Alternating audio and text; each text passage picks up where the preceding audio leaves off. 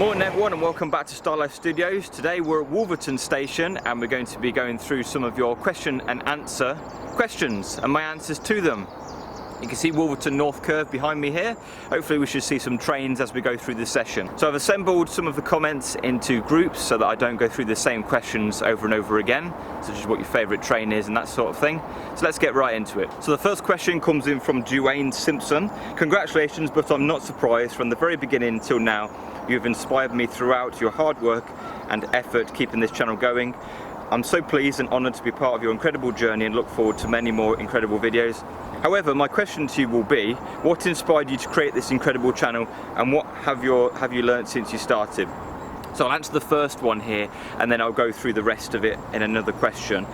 So what inspired you to create this incredible channel? Well, I've always been really interested in trains and the railway, just in general. Ever since I was a young boy, my dad used to take me on trips on trains all over the country from, London to Scotland. And I guess when I was creating the channel, I was interested in bringing quality, first of all. At the time, a lot of videos were 1080p or 720p, and I really wanted to spread my love and desire for the railways of this country, and it's something that not a lot of other countries in the world have. I think the variety is also part of it.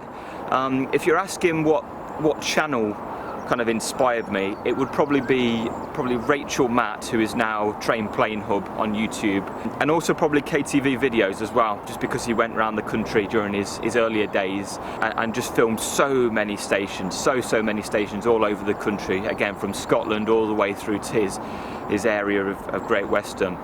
So I think that's probably what inspired me the most. I took quite a large break during my younger years once I moved into like college and school and all that sort of stuff, but I came back to it in 2012 and I think the variety really shook me, how much it had changed in just the short period whilst I was away. The next question comes in from Zoo1, which is, what is your favourite train? I would probably have to say, it's a bit of a toss-up, to be honest. For locos, it would probably be the 37. Just the raw essence of that machine is really fantastic to me. Just the sound, the grunt, the British engineering, the age of it. But I think the 68 wouldn't be far behind that, to be honest. Electrical multiple units, probably the 377. I really like the interiors of those, and I think they look really modern for their design. And kind of similar to that, I guess, is diesel multiple units will probably be the 170 as well. Similar sort of reason, really. The next question comes in from Tom Headington, which is, what is your favourite station to film at? This is quite a difficult one for me, actually. I don't have one particular station which I really like. I think there are quite a few stations which are really good. The one that I've been to probably the most that I really enjoyed would probably be Doncaster. The next question comes in from XST and BPL_Nova. Serious congratulations on 10k Starlife. My question to you is, what is your favourite train line, i.e. Kyle of Lockash, West Coast Main Line, etc. I probably would have to say the West Coast Main Line. I think I'm in agreement with most YouTubers that it just has the most variety. It's the easiest to film. You can pick any day of the week and pretty much there's going to be something of interest that's going to be on that line. And what is your favourite train livery? I'm old, so it's probably going to be Intercity for me overall. That's just it looks great on every single loco. It looks great on every single coach. It just works for me. The next question comes in from Fataburik. I apologise if I spelt or pronounced your name wrong. What camera setup do you use for your extremely high res content you deliver? So the camera I use is a Panasonic HC-VX1 and I use it freehand normally, and then a Rode video mic on the top as well with a dead cat, which isn't actually a dead cat. It's a piece of equipment to stop the wind making noise. I promise. So the next question comes in from Anthony Pyers, 05. Which is, how do you know where the trains are going and where they're coming from, especially the cargo ones? So it's a good question. So I use Real-Time Trains as my main kind of information source. So beforehand, when I'm planning, I'll look at Real-Time Trains, see what's happening, see if there's any special trains, see if there's any special paths coming through. And if there is, then that's how I'll understand whether it's going to be a certain type of train. When I'm at the station, like today, I'll use a website called Tracksy, that's traksy.uk, and if you look at that map, it's a bit confusing if you don't understand the railway kind of way that it works and the signalling diagrams and everything, but it essentially just shows you every track section, every platform, every station, every tunnel, all that sort of stuff, and it will show a 4-character code for when a train is in section. So normally when you've got a 4 or a 6 head code, that's the starting number, then it will be a freight train essentially. So the next question comes in from Simon Ovix. Do you have a job besides uploading train videos and YouTube? If so, what is it? Also, congrats on 10,000 subscribers. Keep it up. Many thanks for your kind comments, sir. For a job, so I work on the railway as a railway engineer, so I do designs and I also do some trackside surveys as well. So I've been in the industry probably about 10 years and I've been on track in many different locations from Scotland to London, so that's my job.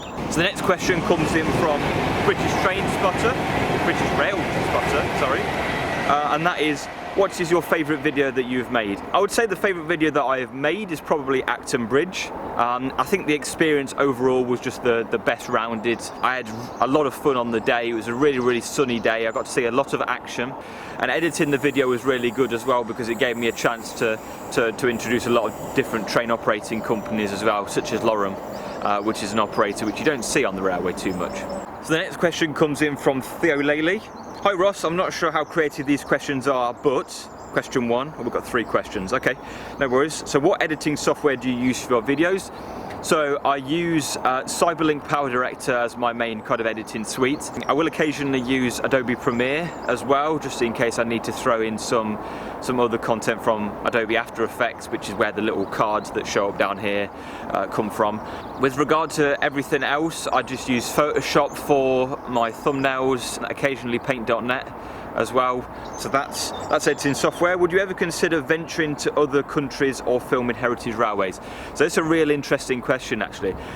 So I've been asked this question about heritage railways several times. For me, there just isn't that much appeal. I completely get it.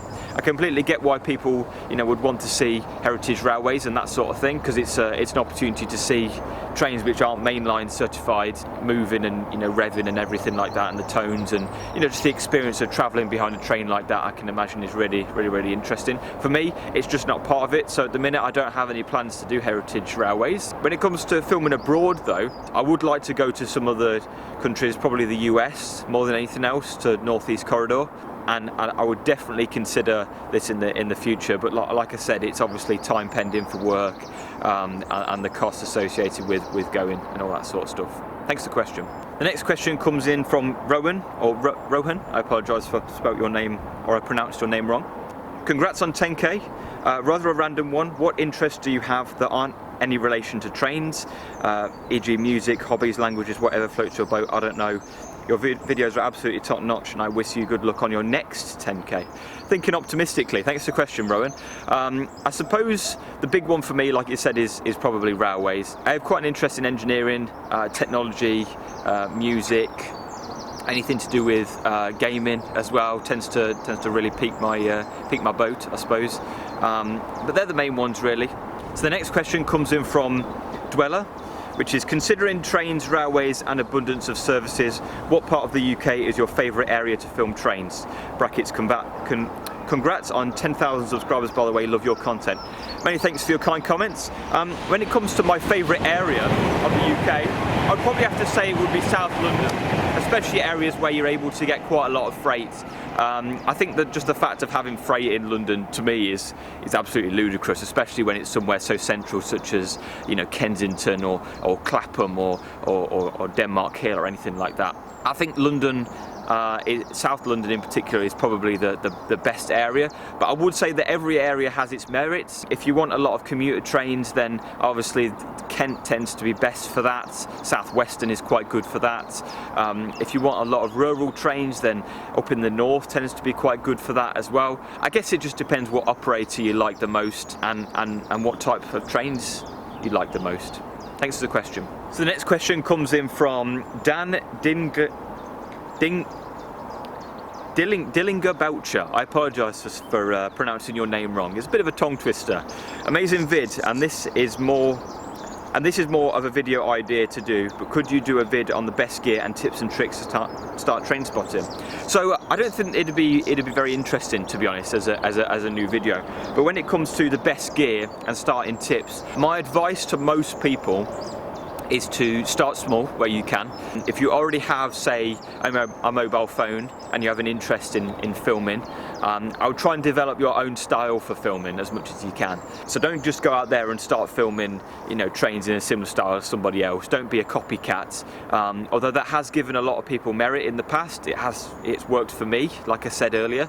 But I would develop your own style to a point where it's so uniquely yours that people just have to come back to watch you in particular. The problem with trains nowadays is that smartphones are so common that it's so easy for anybody to turn up at a station and just film trains, you know, with a landscape phone. So like I said, I would use your phone first of all. I would record in 4K because that's what most people are after. That's kind of the standard nowadays. And I would try and develop your own style. So maybe you wanted to, I don't know, start, you know, including the names of trains onto your videos, or maybe you wanted to get some really creative angles for your videos and that sort of thing.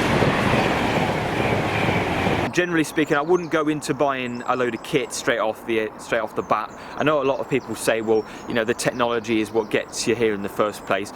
Yeah, but it's more about the way you use the technology, and you know, you're the operator, so you've got to make it yours. You know, you've got to edit it in a way that's unique, or you've got to talk, or you know, you've got to do something that's really unique in that sort of way. Thanks for the question. So the next question comes in from Van Manyo.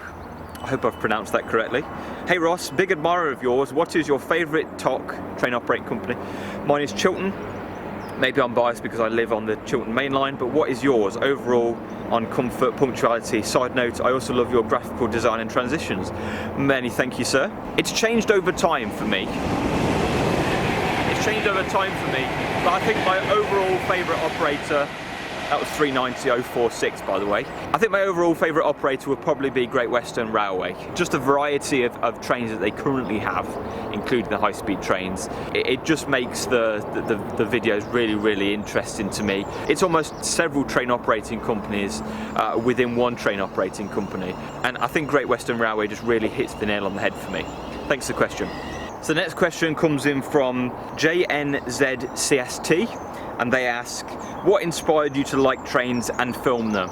So it's kind of what I started with, but I think what inspired me the most and why I chose to film trains is just because, like I said, my love for trains and railway in this country. I suppose the historical aspect of the railways in this country, the fact that it's a system that was primarily built hundreds of years ago and then built on progressively over and over again, I think really appeals to me.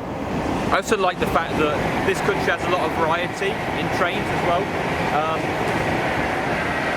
It's 390.114. Yeah, so like I said, I just think the fact that this country has so much to offer just inspires me to travel the country and to film in many different places. And like I said earlier, it's something that not a lot of other countries have. So there you go. Thanks for the question.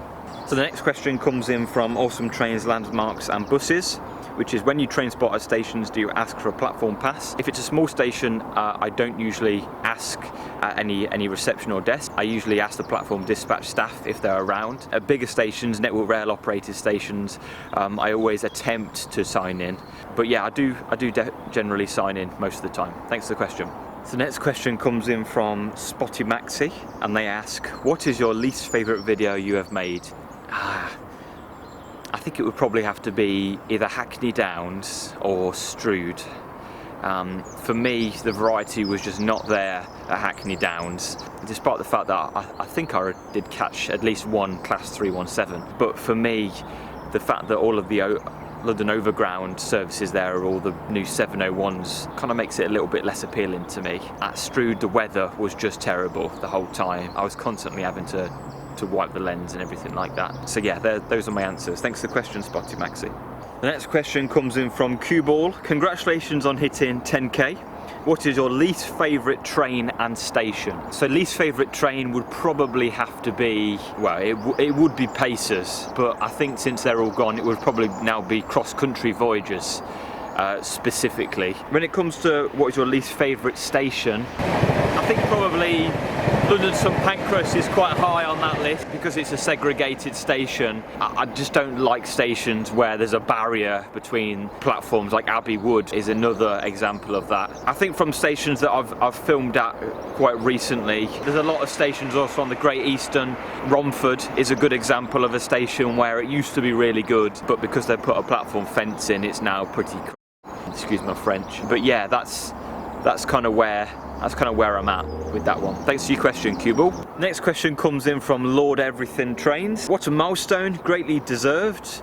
Question 1, what is the hardest video to film or edit, or what was the hardest video to film or edit? I think Clapham Junction is quite high on that list, just because of the amount of time it took to film, put all of the information together, and then check it as well. There was quite a lot of work, several hours, maybe even several days actually involved in that. I think Waterloo is also, I know it's on the same line, but Waterloo is probably quite high on that list as well. Because Waterloo was filmed before Real-Time Trains came out with all of the South Western Railway allocations, the train allocations. So I had to use individual coach numbers to figure out what units everything was. And I think there was only 1 or 2 cases where I had to request some assistance from other sources to kind of fill in my gaps. So I think most of it was okay, but editing wise I think Clapham is probably at the top, just because there was quite a lot going on, and to figure out which train was which required a bit of understanding and coordination. Your second part, which is what livery looks nicest to feel like looks nicest on a train.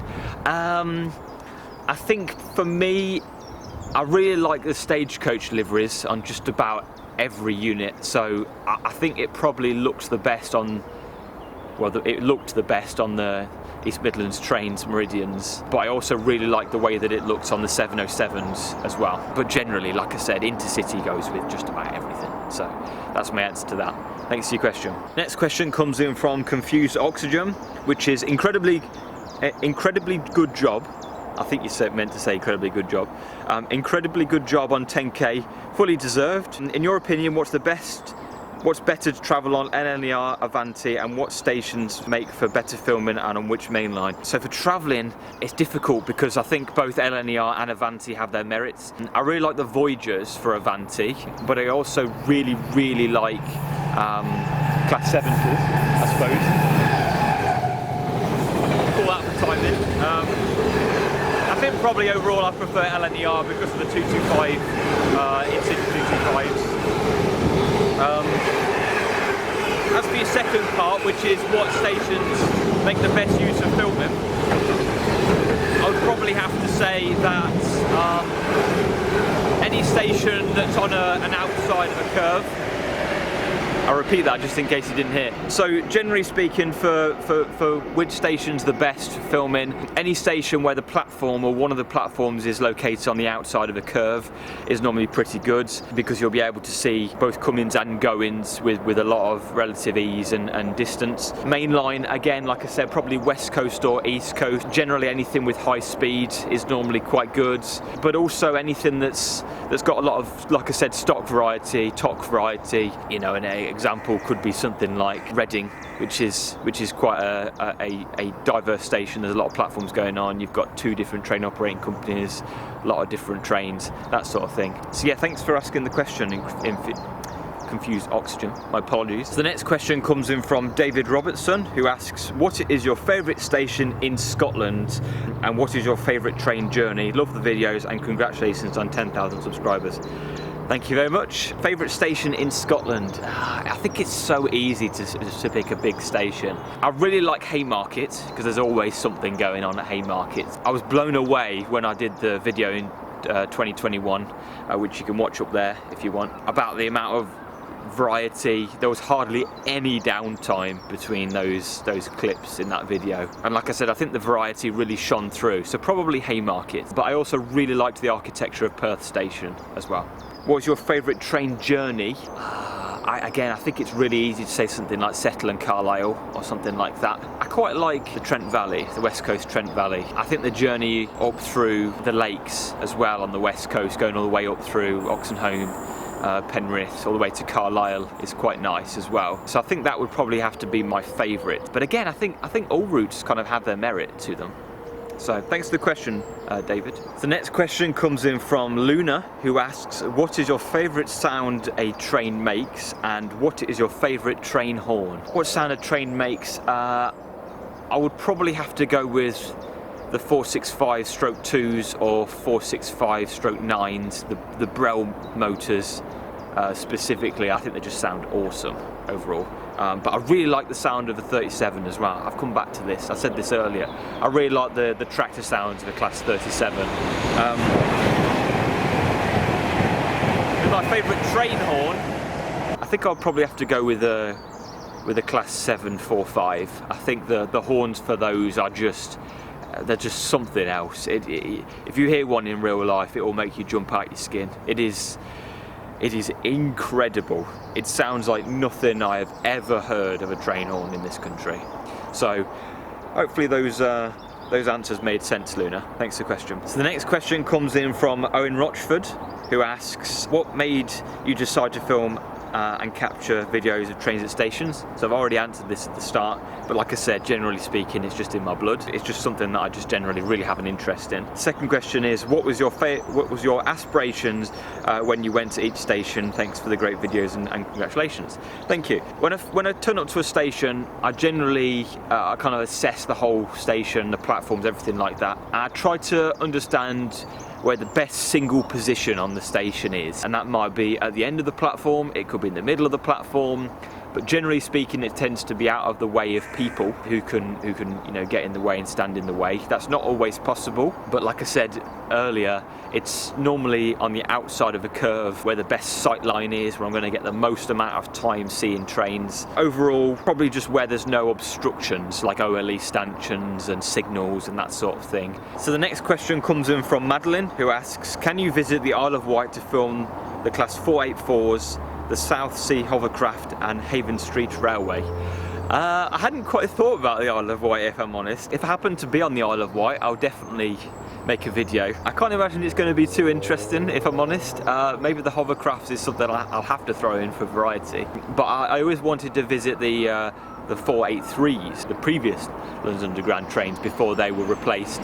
But like I said, if I happen to be on the Isle of Wight, obviously money is the biggest expense when it comes to those sort of trips, but if I can get there and I happen to be there, say for a holiday or something else, I'll definitely consider it. Thanks for the question, Madeline. So the next question comes in from Nick McNally, however you say that. I apologise if I've pronounced that incorrectly. What stations are you planning to go to? So I've got a lot of stations that are on my kind of hit list, I suppose, and they go to Derby, Liverpool, Merseyrail, Lincoln Central, Bedford, Aberdeen, Inverness, Preston, Carlisle, going back to Vauxhall. So there's quite an extensive list. I've started to get into the territory now where I'd like to revisit some of the earlier stations that I either covered with my older camera or during 2019 and 2020 as well. So that's where I'd like to go to in the future. As I said, I'd like to go abroad at some point as well. I hadn't really considered it too much, but if I get the opportunity to, I definitely will be bringing those videos to you. Thanks for the question, Nick.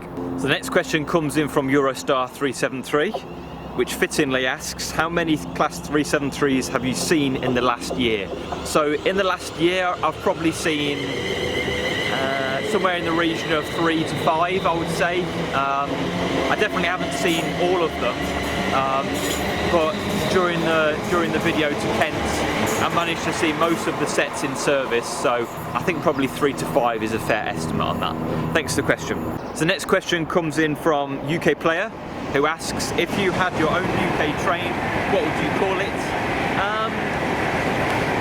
I'm not sure on that one. It's very easy to say something like tractor or something like that if it's going to be a loco. I think if it's going to be like a fast train, you'd probably call it something like Speedstar. Like I said, I'm really a big fan of some of the older names as well, so if it was a train operating company, I want to see things like LMS come back, the London Midland Scottish Railway, and that sort of thing. So I'm not quite sure on that one actually, but I'm interested in what other people have to say about that one. Leave your suggestions in the comments below if you've got a better train name than I came up with. Thanks for the question. So the next next question comes in from Frankie's Train Spotting, who asks, do you prefer Shrewsbury or Bristol Temple Mead Station? It's a pretty simple one for me. It's got to be Bristol Temple Mead. Thanks for the question. The next question comes in from Hertz and London Bus Videos, who says, oh yeah, I almost forgot. What's your local station?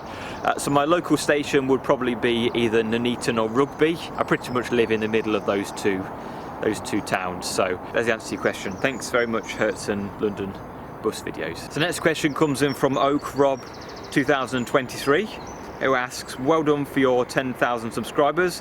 Which stations have you not been to yet? Well, there are many stations I haven't been to yet, mostly small stations. Like I said, refer to the previous question, which gives you an idea of what stations I'm targeting with the next couple of months. But yeah, which stations have I not been to? Many. Thanks for the question, Oak Rob. The next question comes in from Copenhagen Rail Productions, who asks, oh, this is going to be a paragraph, so get ready. So, fantastic. I remember seeing your channel during the pandemic and just thought of how well it all is designed and edited. I myself, with my lack of higher tech equipment because of poor economy, I figured a way for my own little channel to head in a similar way. Congrats on 10,000. We're many small channels looking to those with 10,000 or more, and now that you're one of them, I bet there's many like I've done for the past 2-3 years that'll use your videos as a source of inspiration for their own train content. My question for today is, if you had to pick which one of DSB's trains looked the most odd to you, congrats on 10,000, let's toast for many years of SARS 2 Years Rail videos. Thank you so much for that.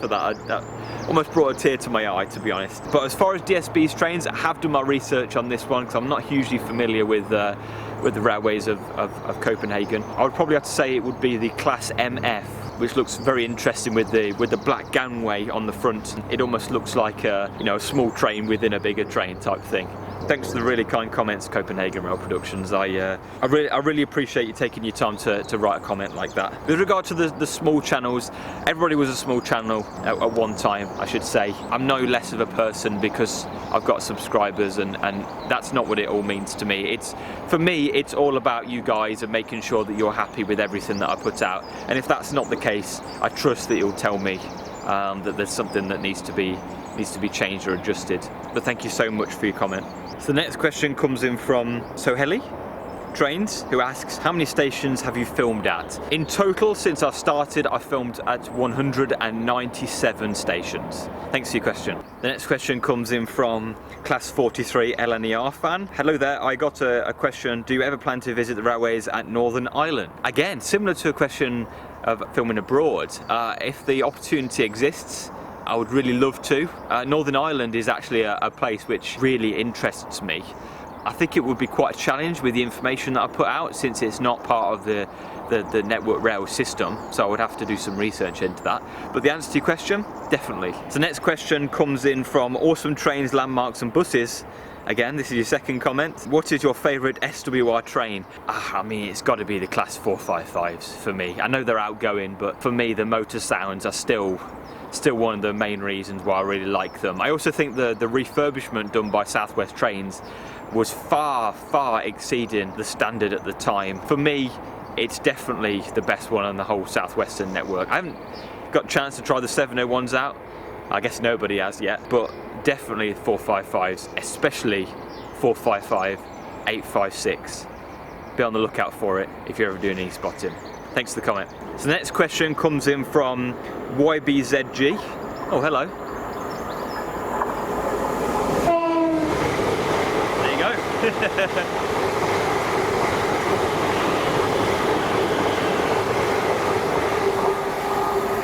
720-131 and 720-128 on, I believe, a service to Rugby, but I will quickly check for you. It is operating 5Q27 from Willesden to Rugby. Coming back to the question though, my apologies for getting a little bit sidetracked on that one. But YBZG Spot asks, congratulations mate, your videos are brilliant and it's definitely well deserved. Here are my two questions. How do you process your videos? I noticed that you often upload videos shot many months prior. How do you keep all of these 4K videos backed up for so long? A lot of storage, I guess. How do you keep the train information for that that's session 2.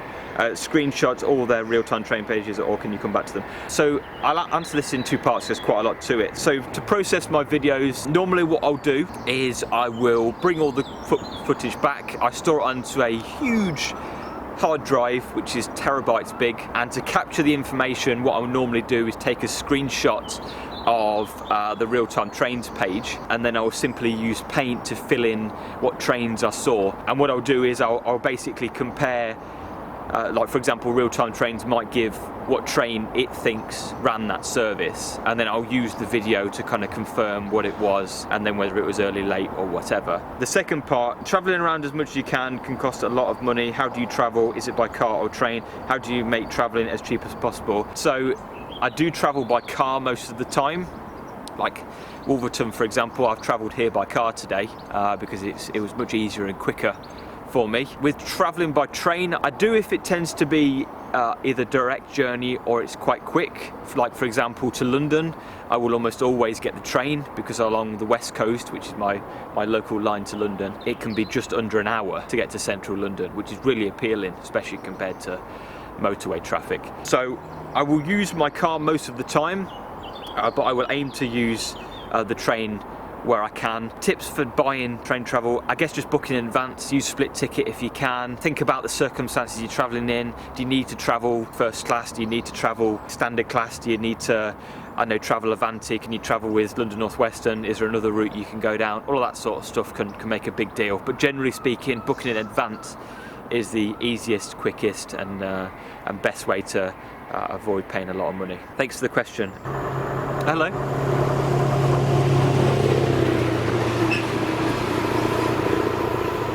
Always something interesting going on the west coast. So BR Technical Services asks the next question, which is, what is your favourite historical TOC/BR sector from 1990 to 2015, and what is your favourite livery? Like I said, my favourite livery, probably a toss-up between Intercity, which is actually the historical TOC that I would choose. Again, the livery is so fantastically simple, it works on everything. Favourite TOC from post 1997? I really like Virgin Trains. Their original livery was really simple, really good for the Pendolinos. But I also liked First Great Western as well. The Dynamic Lines livery looked really good. That was really modern and sleek for the time as well. So hopefully that answers your question. Thank you very much, BR Technical Services. And that brings us to the end of part 1 of this question and answer video. Be on the lookout for a second part coming up soon, but until then, take it easy guys. Goodbye.